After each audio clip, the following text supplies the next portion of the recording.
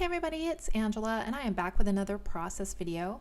And for this layout, I am going to scrap this picture of my parents. Now this picture was taken in the 70s and I had to look through my stash for quite a while to find one that had a blue, this blue here, that kind of matched the dress that my mom is wearing. A lot of the collections nowadays have more of a tealy color or a mint color. So this blue was difficult to find, at least in my stash. And so I found this die cuts with a view paper pad called Linen Closet.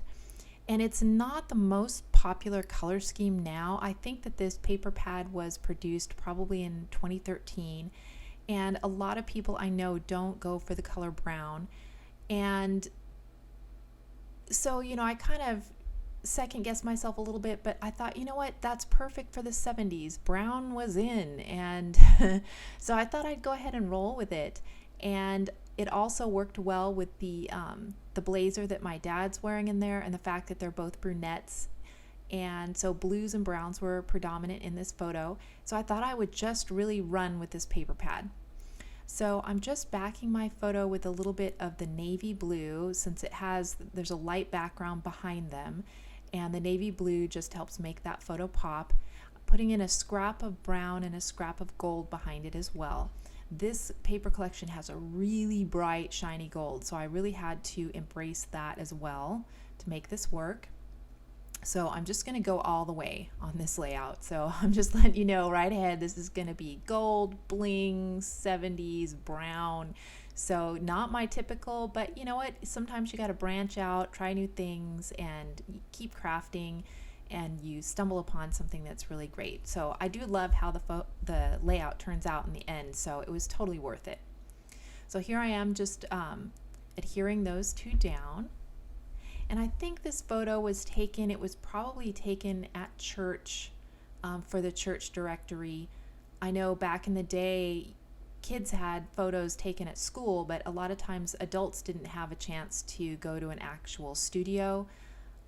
So getting your photo taken at church, they'd bring in a photographer and stuff, was a good way to for adults to get their photos taken. So I think that's where this is from. I'm going to have to check with my mom and do a little journaling on this layout later. So the paper did have a lot of big florals, so I fussy cut a whole bunch out. So I'm going to spare you watching me fussy cut all those. And I didn't have anything else but this paper pad to go with this collection. So I used the technique of fussy cutting things out of the paper to give me some embellishments, and then I will dip into my die cuts as well and die cut a bunch of flowers to also go with this. That flower I set aside on the upper right just seemed to be a little bit too big in scale, so I don't wind up using that one, but I like the rest of these. So I'm gonna put my picture on a little bit of an angle, and the embellishments too, just to make the layout a little more dynamic instead of just having it straight horizontal. I'm going to do a cluster at the top there and a cluster on the left, and then the biggest cluster, of course, around my photos. So I have that Sizzix butterfly. This die and the next die are both from AliExpress. These are just some generic flower dies that I always keep out. That's a Momenta. Some of these are hot off the press, that leaf and this Prima leaf. So I just go through and I picked those leaves because of the leaves and the cut aparts. And then I had this cameo that's been in my stash for a long time, so I cut out that little oval from my die cuts and backed that cameo. And it echoes the cameo that is in lace. Right in the center of my mom's dress there is a piece of lace that's in the shape of a cameo. So I thought, what a better way to use that cameo that's been in my stash for a while than on this layout, so I can hoard it, on this layout in my scrapbook album and really enjoy it. And yeah, so I finally got to use that cameo. I think that is one that I got from Olga, and she had some molds and she sent me some of her cameos and stuff because I don't have any molds or anything like that. So yeah, she sent me that and I've been just hoarding it all this time. So was so glad to finally get it onto a layout. And so I'm just taking the flowers, I glued them together with my glue gun after I die cut them, and I'm just putting some of each of the colors in each cluster and kind of just making sure that they're, spaced throughout the whole cluster. So there I am, just using, I made some really big gold butterfly and a smaller blue one. So I think the big one is the Sizzix and the smaller one there is the Momenta butterfly. Those fern leaves, those Sizzix fern leaves there on the right, just wind up being a little bit too big in scale, so I don't wind up using those two either. But yeah, so I'm liking how this is coming together. So I glued it up, and most of it's glued right here. I'm just putting the cameo down. I used a combination of just my Scotch tacky glue and a glue gun. I want to get a little bit of that dark brown to kind of anchor the bottom of this cluster. And then I really tried to nestle that cameo into the flowers, so it would really look like it was, integrated into the cluster and not just kind of stuck on top. And I didn't feel I needed to put any of the things that I fussy cut up onto foam tape, just because all these die cut flowers had enough dimension on their own, and I was going to stick them on top of the fussy cut items. The fussy cut items are almost like a base to set all of my other embellishments on. So you can still see them peeking out in places, but they're not my main thing. It's the die cut items that really pop out at you. So just putting a butterfly up in that secondary cluster up there. And so since I was running with the gold, I have these, I think they're We Are Memory Keepers. Wait, I have them here. What are they called? These are called Clearly Posh. And they have both black, gold, and silver items on clear acetate. So I just pull out the gold ones. They had a couple hearts, and they had that word love in there that would work. So I pull out two of the hearts. The bigger one there I'm going to put on the bottom to help anchor. Then I'm going to put that more open work one kind of in the middle right there, and the word love at the top.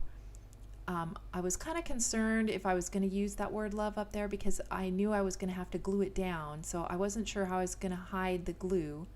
So I put a little hot glue just on the corner that was going to be under the flowers, and this one I put it just on the bottom that's going under that swirl. But after it dried and I peeked at it under there, it didn't look too bad. So I thought I would just put it along the very bottom of the word love, trying to get it behind the gold portions as much as I could. And then just kind of insert it just a little bit under my mat so you can't really see the glue there. And I like how that looks. So I'm just going to trim the bits that are hanging off.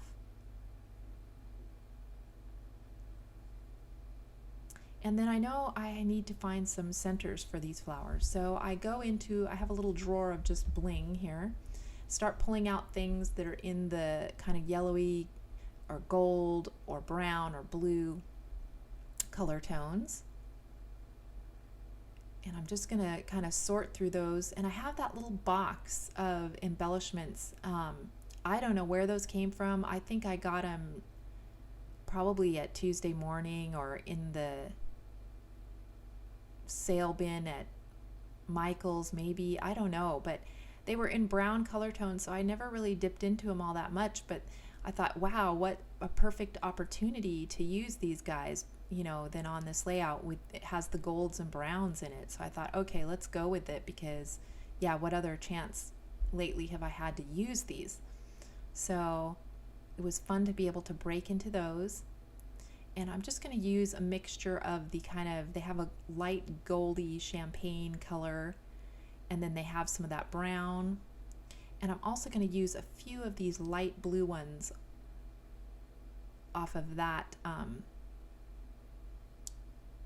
pad there. Not that one, this one. So I'm going to use the light blue off of this just to give a few blue hints. It doesn't match exactly, so I was kind of not sure, but then I thought, you know what, I'm just going to go with it. And then the rest are going to be these champagne gold color and brown. And I really like, that extra little sparkle that it adds. really, it kind of embraces the brown. And I wasn't sure, that's just not something I say all the time. I do use brown somewhat because I do a lot of nature layouts where, outdoor layouts and stuff where, you have the brown of the ground or the field or the tree trunks and stuff like that. So I do use a lot of brown and green just because I'm doing outdoor layouts. But yeah, it's not something I would normally do in a floral situation like I've got here. So again, I'm just adding a few more into these other flower centers. And you can see with that gold paper and these rhinestone centers, yeah, it's got quite a bit of bling on here. So I think about they have these brown sequins in there too, and I thought about sprinkling sequins around there, but I wasn't feeling it, so I went ahead and put the sequins away. But you can see I used quite a few out of there, but I didn't even hardly make a dent in that box. So that's how it looks at this point, but it seemed a little high on the page. You see how I've got that almost like a 1-inch kind of strip at the bottom there that goes all the way across the bottom, and I didn't really care for that too much. Right now I'm heating up the clusters to get rid of glue strands from my glue gun. So I wasn't really liking that strip at the bottom. So I went and cut another just blue flower, and I'm just going to pull that flower cluster down just a little bit into that bottom area just to kind of break up that strip. And I used blue, so it's not a big in-your-face item down there, but it's enough just to kind of break that up a little bit.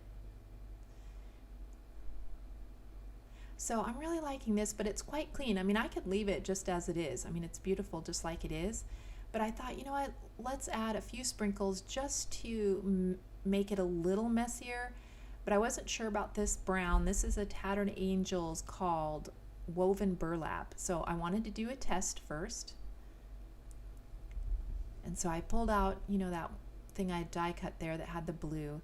And I like that when you wiped it up, it got even lighter. So I knew when it dried, it would be light.